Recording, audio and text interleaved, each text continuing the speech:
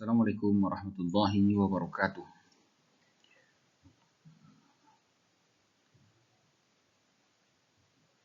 Bertemu kembali di pembelajaran fikih. Pada pertemuan kali ini, kita akan membahas tentang fikih munakahat.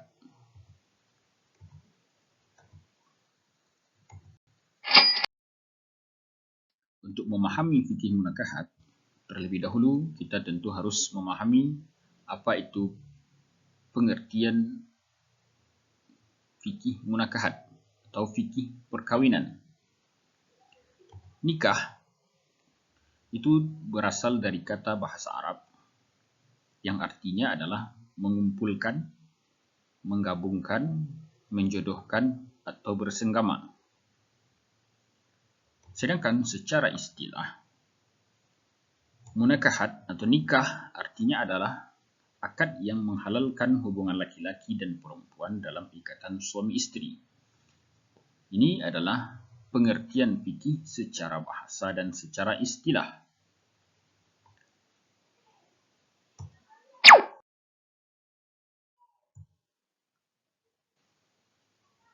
Kemudian, setelah kita memahami pengertian fikih munakahat secara istilah dan secara bahasa, maka kita lanjut memahami dasar hukum pernikahan. Dasar hukum pernikahan itu terambil dari Al-Quran dan Sunnah. Di dalam Al-Quran, surah Ar-Rum ayat yang ke-21, Bismillahirrahmanirrahim, wa min ayatihi an khalaqa lakum min anfusikum azwajan litaskunu ilaiha wa ja'ala bainakum mawaddatan wa rahmah.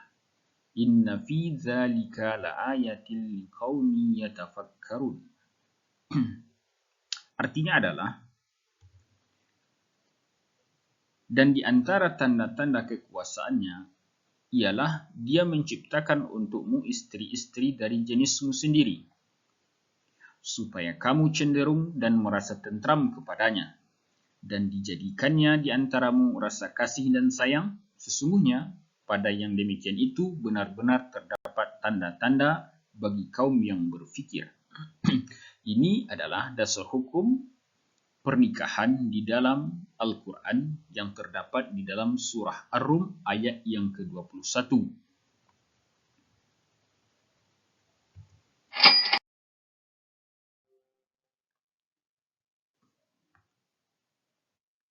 Kemudian di dalam hadis juga disampaikan oleh Rasulullah SAW,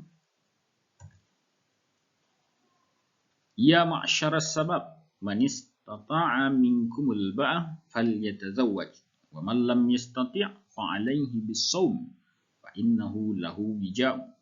Rawahu Ahmad.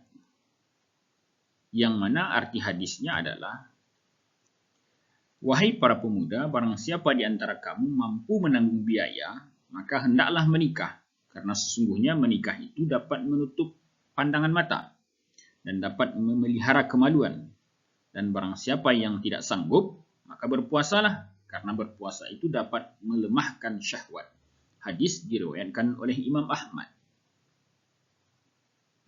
Hadis ini menjelaskan kepada kita bahwa barang siapa yang telah sanggup untuk biaya pernikahan, maka hendaklah untuk melaksanakan pernikahan.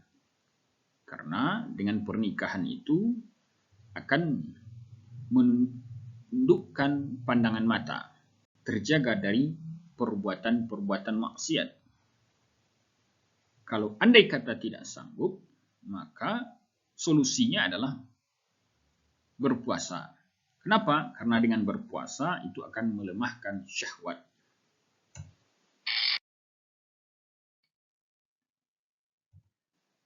Setelah kita pahami apa itu pengertian pernikahan, kemudian dasar hukum pernikahan, maka kita lanjut tentang hukum pernikahan atau hukum perkawinan di dalam Islam. Menurut jumhur ulama, hukum pernikahan di dalam Islam itu ada 5. Pertama, sunnah. Yang kedua, mubah. Yang ketiga, wajib. Dan yang keempat, makruh. Kemudian yang terakhir, haram. Inilah 5 hukum perkawinan di dalam Islam yang ditetapkan oleh para ulama fikih.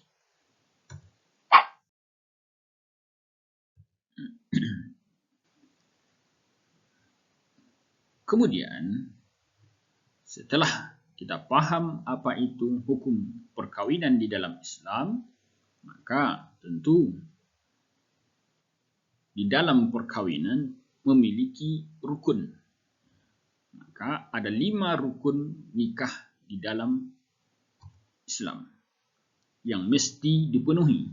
Pertama, harus ada calon suami. Rukun yang kedua, calon istri. Rukun yang ketiga, sigat.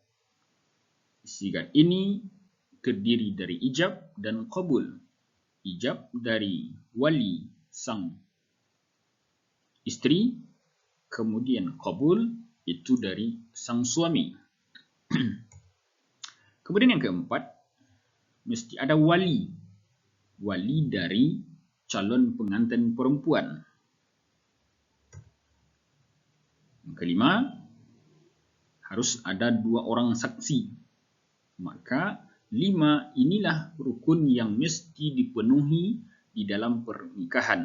Andai kata ada yang kurang dari salah satu yang 5 ini, maka pernikahan tidak sah.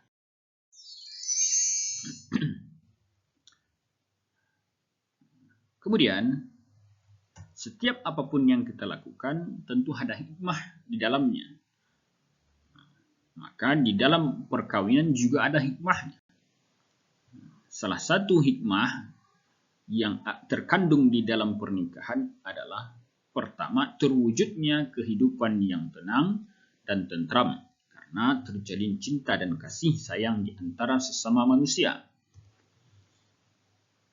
Kemudian hikmah yang kedua, terhindar dari perbuatan maksiat, terutama perbuatan masturbasi, perbuatan perzinaan, dan perbuatan pemerkosaan, dan perbuatan zina lainnya.